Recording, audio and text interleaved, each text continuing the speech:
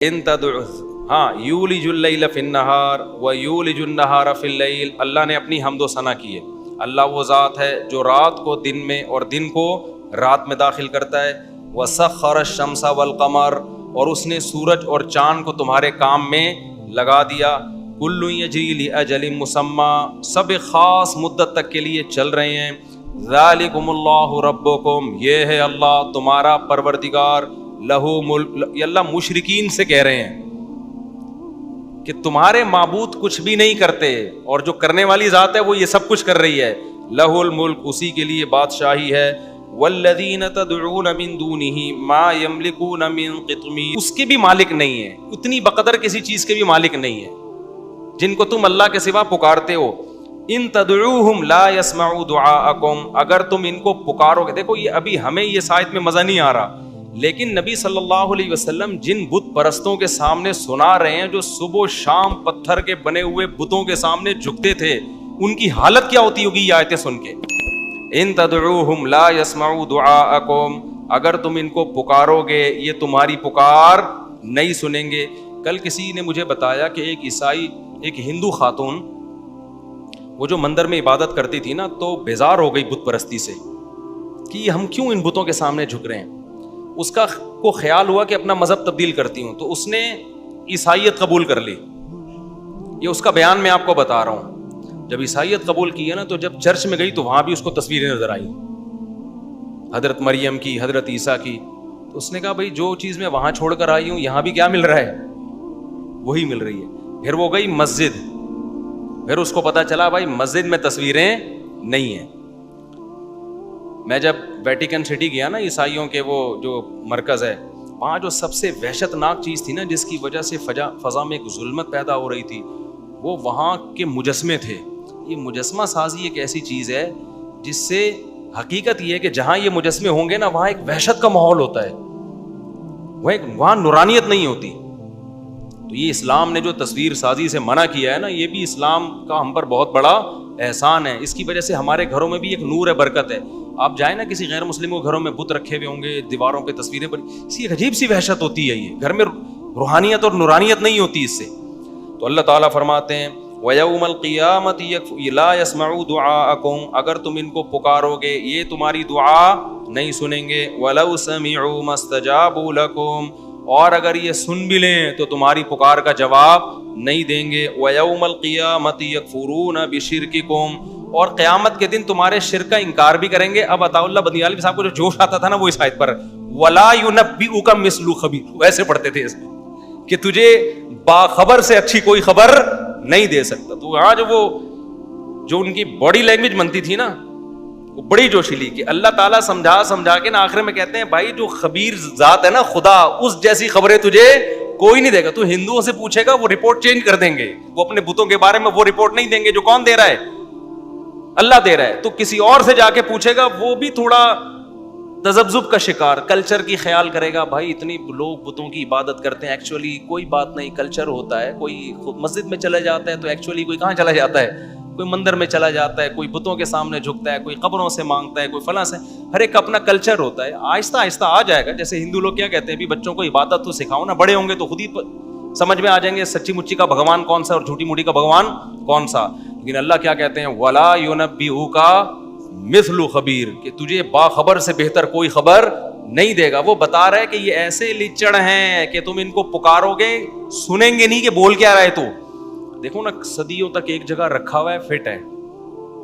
جب یہ طالبان نے بامیان کے بت گرائے نا، پوری دنیا میں احتجاج ہوا تھا کہ یہ بتوں کو کیوں گرایا جا رہا ہے. تو ہمارے حضرت مفتی رشید احمد صاحب نے ایک بیان کیا کہ بتوں کو جا کے بولو نا اپنے آپ کو بچاؤ، تم دنیا میں طالبان کو کیوں بول رہے ہو کہ نہ گرائیں.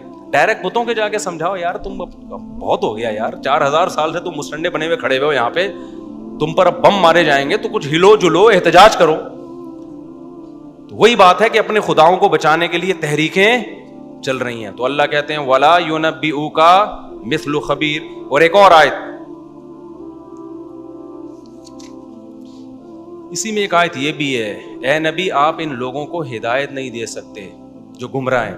وَمَا أَنْتَ بِمُسْمِعٍ مَّن فِي الْقُبُورِ، اور جو قبروں میں پڑے ہوئے ہیں نا ان کو آپ سنا نہیں سکتے. اس لیے یہ بھی خوب سمجھ لیں کہ یہ جو قبر میں مردے کے سننے اور نہ سننے کا عقیدہ ہے نا، تو اس میں بھی بعض لوگ ہمارے بہت غلو کرتے ہیں اس مسئلے میں. قرآن مجید کے جو ظاہر سے ہمیں پتہ چلتا ہے نا، قرآن مجید کے ظاہری نصوص سے بالکل واضح، وہ یہی ہے کہ مردوں میں سننے کی صلاحیت نہیں ہوتی. اب اس مسئلے کو نا ہمارے ہاں بعض لوگوں نے کوئی حق اور باطل کا معیار بنایا ہوا ہے. تو آپ کی کوئی بھی رائے ہو بھائی، آپ رکھیں اس رائے، لیکن کسی پر دوسرے کی رائے مسلط تو نہ کی جائے نا. قرآن کیا کہہ رہے ہیں؟ وما انت بمسمع من فی القبور، اے نبی جو قبروں میں ہیں آپ ان کو سنا نہیں سکتے. اسی طرح انک لا تسمع الموتى، آپ مردوں کو نہیں سنا سکتے. اسی طرح قرآن میں آتا ہے کہ والموتى یبعثهم اللہ، یہ لوگ سن نہیں سکتے کیونکہ موتا کو قیامت کے دن اللہ زندہ کرے گا. کیا مطلب؟ یہ موتا ہیں، سن بھی نہیں سکتے یہ. تو اس لیے میری رائے اس بارے میں، ہمارے شیخ حضرت مفتی رشید احمد صاحب رحمہ اللہ کی رائے وہ یہی ہے کہ مردوں کو نہ سنایا جا سکتا ہے، نہ مردے سن سکتے ہیں. ہاں کچھ جزوی واقعات ہیں مردوں کے سننے کے، تو جہاں حدیث سے سننا ثابت ہوگا ہم کہیں گے ٹھیک ہے وہاں سننا ثابت ہے، صرف اس حد تک، اس سے آگے اس میں تعدی ہماری نظر میں ٹھیک نہیں ہے. پھر بھی کوئی سماع موتا کا قائل ہے تو وہ خود دلائل جانے، اس میں پھڈا کرنے کی بالکل بھی ضرورت نہیں ہے. باقی وہ ایک لطیفہ سنا کے اپنے بیان کو ختم کرتا ہوں، وہ ہے بڑا زبردست.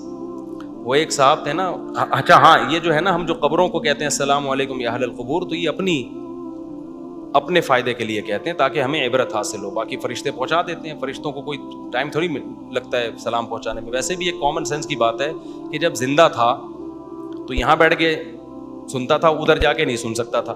اب قبرستان میں وہ آخری مردہ بھی یہاں سے سن رہا ہے، یعنی قبرستان میں آپ السلام علیکم یا اہل القبور تو سارے مردوں کو نا، تو یہ زندہ تو دیوار کے پیچھے نہیں سن پا رہا تھا، اور مردہ وہ 1 کلومیٹر دور سے بھی کیا کر رہا ہے. تو یہ تھوڑا سا ویسے بھی ٹیکنیکلی بھی اس عقیدے میں تھوڑی سی فالٹ معلوم ہوتا ہے. اور شرک کے روکنے کا یہ ذریعہ بھی ہے. اگر آپ مردوں کے سننے کے قائل ہوں گے تو شرک سوسائٹی میں زیادہ پھیلے گا. نہ سننے کے قائل ہوں گے تو یہ اسلام کے مزاج کے زیادہ قریب ہے، کیونکہ اسلام توحید کے معاملے میں جتنا حساس ہے اتنا کسی مسئلے میں حساس نہیں ہے. اب 2 آیتیں بس جلدی سے میں پڑھ کے اپنی بات کو ختم کرتا ہوں. اللہ اکبر.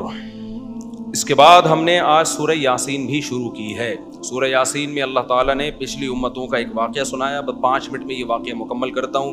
وَاضْرِبْ لَهُمْ مَثَلًا أَصْحَابَ الْقَرْيَةِ إِذْ جَاءَهَا الْمُرْسَلُونَ اذ ارسلنا الیہم اثنین فکذبوہما. اللہ نے 3 پیغمبروں کو ایک بستی میں بھیجا. بہت سے حضرات کہتے ہیں اس سے مراد انطاکیہ ہے، واللہ عالم، اللہ ہی جانے کون سی بستی ہے. یقینی طور پہ انطاکیہ نہیں جس ترکی میں جہاں زلزلہ آیا ہوا، ہم گئے بھی ہیں وہاں بہت ساری ایسی چیزیں بھی ہیں کہ یہ وہ جگہ ہے جہاں وہ بندہ آیا تھا، یہاں یہ ہوا تھا. قصے ہیں اللہ ہی بہتر. میں ایک دفعہ عجائب گھر میں گیا تو وہاں نا ترکی کے، تو مجھے بتایا کہ یہ فلاں چیز ہے، یہ فلاں چیز ہے. میں نے کہا زبردست بھائی. آگے ایک تلوار لٹکی تھی.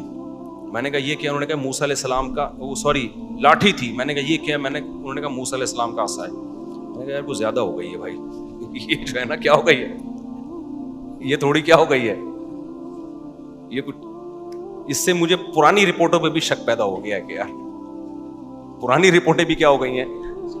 ہمارا جو یہ عجائب گھر ہے نا ادھر کا لاہور کا، اس میں بھی پتہ نہیں منہ مبارک کے نام پہ کیا کیا رکھا ہوا ہے، کوئی مستند نہیں ہے.